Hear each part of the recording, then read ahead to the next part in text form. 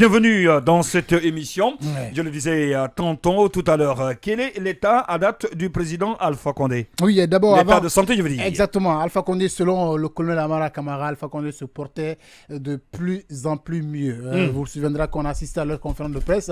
Je les ai posé la question sur l'état de santé d'Alpha Condé. Une conférence conjointement animée par les deux porte-parole de la présidence et du gouvernement. Du gouvernement, effectivement. Donc, sur la question, il a dit qu'Alpha Condé se porte de plus en plus mieux, loin des spéculations. Je réponds ses propres termes, loin des spéculations que les gens peuvent donc donner dans l'opinion. Alpha Condé se porte à merveille. Se porte à merveille. En tout cas, avec les autorités turques, donc de ce côté, tout se passe très bien pour que le président de la transition, en tout cas, reçoive les soins qu'il faut. Oui. Mais ce qu'il faut dire avant de revenir là-dessus si rapidement, c'est que on se souvient lors de la rentrée de la saison Gamma avec l'émission On refait le monde, oui. Le docteur Bernard Goumou, chef de gouvernement, avait quand même annoncé que dès cette semaine, en tout cas, il va tenter de relancer le dialogue politique aujourd'hui oui. au point mort, et que le ministre donc Mori Condé serait chargé d'établir un plan dans ce sens. Il faut dire que après cette annonce, Bernard Goumou a continué donc son marathon dans les départements ministériels pour galvaniser un tout petit peu la troupe.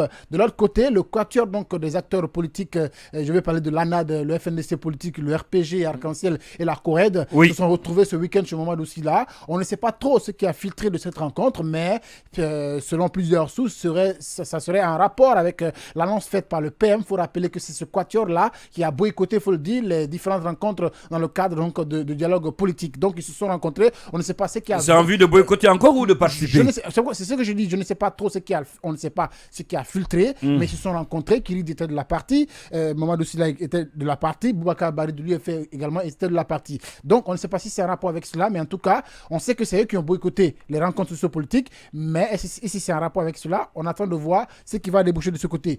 Par rapport à Alpha Condé, il faut dire qu'il vous souviendra, depuis le vendredi dernier, jeudi plutôt, on parlait donc de l'arrêt momentané des activités du port Al-Bayrak, de la filiale donc Alport, donc filiale du groupe Al-Bayrak, le groupe turc. Il faut dire que selon les sources concordantes, le président Mamadi Doumbouya, en tout cas, ne serait pas, en tout cas, du tout content de ce qui se passe aujourd'hui du côté de la Turquie. Oui. On a quand même vu il n'y a pas longtemps des images d'Alpha Condé où il est couché dans un lit de malade. Ces images ont été quand même virales sur les réseaux sociaux. Ce week-end, on a quand même vu aussi une image d'Alpha Condé. Des images qui ont fait le tour.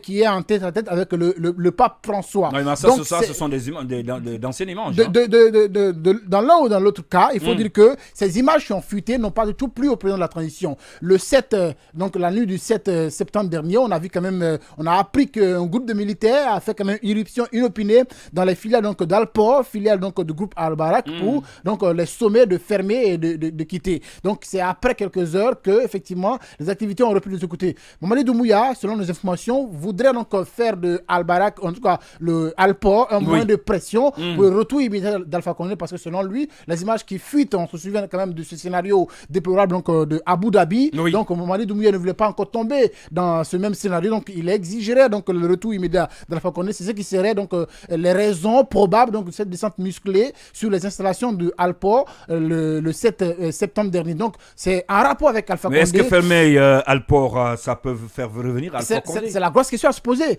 Recep Tayyip Erdogan est aujourd'hui l'un des présidents crack du monde, l'un des présidents qui tient tête à plusieurs puissances mondiales aujourd'hui. Y compris les États-Unis. Exactement. Est-ce qu'il va donc se plier C'est la grosse question. Un pays qui n'a pas assez de puissance économique ou encore militaire. L'autre raison, c'est que Alpha Condé serait parti à Istanbul sans son passeport. Et dans ce contexte-là, si ce n'est pas de sa propre volonté, Alpha Condé, avec l'avis des autorités turques, ne peut pas aussi rentrer comme ça, comme le voudrait Mamadi Doumbouya. Donc il y a quand même un bras de fer qui est lancé. D'accord. Mais le président turc quand même a ouvert quand même un couloir de dialogue dans ce sens pour que les deux parties peuvent discuter sur le retour d'Alpha Condé. Mais l'arrêt momentané donc, des activités de Alport au port de Conakry serait lié à cela. Mais qu'à cela ne tienne, les autorités de la transition rassurent qu'Alpha Condé se porte de plus en plus mieux. Oui, et Alpha Condé se porte de plus en plus son mieux. Merci.